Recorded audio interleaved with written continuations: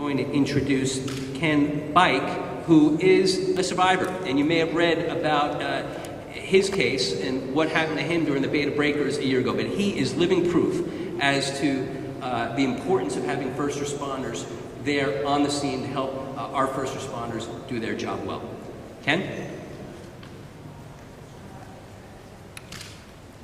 Thank you, Dennis, and thank you, Art.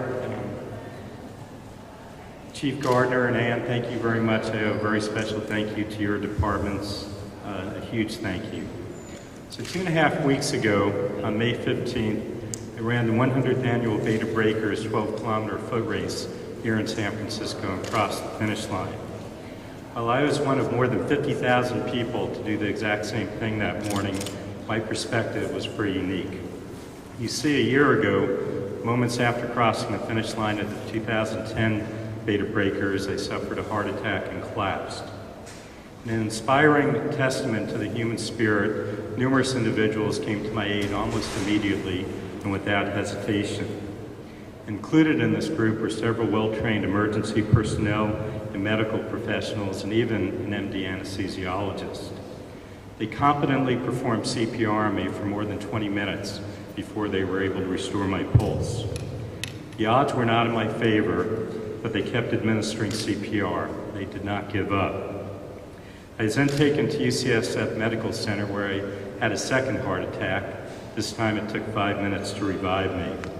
So there I was, lying in the intensive care unit in critical condition, but without CPR, I would not have even made it that far.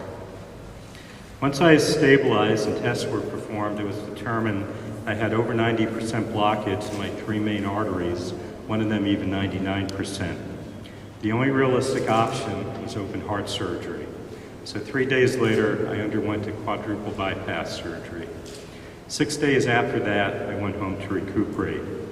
It wasn't long before I was back to a normal active lifestyle. I spent many days on the mountain this past winter skiing and snowboarding. 3 months ago, I began a more rigorous exercise regimen in preparation for this year's Bay of Breakers, a comeback milestone I had set for myself. It was a huge day, surrounded by an amazing group of friends, and I could not have felt any better running that day. Words cannot adequately describe the elation I felt as I crossed the finish line this year. I had 3 takeaways from the events of this past year. The biggest one, besides the biggest one, of thanking God for my life. First and foremost, CPR education is essential. I would not be standing here today were it not for CPR. New, easier techniques are available that will hopefully encourage more people to get involved when the need arises. More people knowing CPR means more lives saved. It's just that simple. Second, anyone with a history of heart disease in their family should seek the proper medical test to determine their heart health. I thought I was completely healthy until a year ago. I had no symptoms. I didn't bear any of the common risk factors for heart disease. I was simply a victim of genetics. My dad has had 5 stents put in his arteries. His dad was less fortunate and died at the age of 51 from a heart attack. Third, you can go on and lead a normal, healthy life even with heart disease. Proper diet and exercise are important for everyone, but especially for those with heart disease. For anyone beyond their 20s, but in particular those with heart disease, always train properly and don't place any excessive strain on your body that it has not been conditioned to withstand.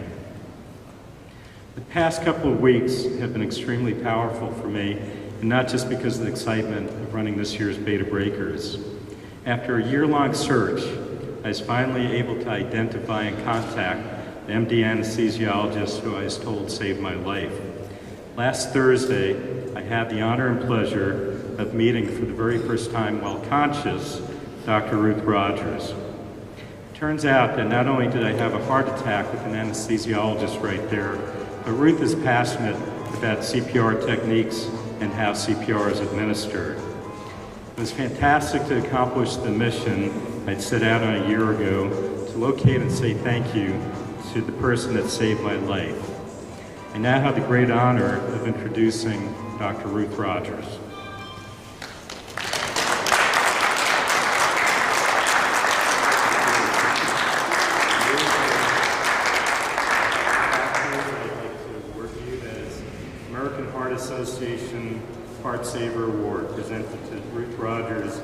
MD.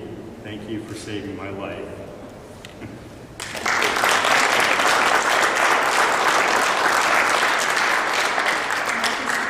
Say a quick word.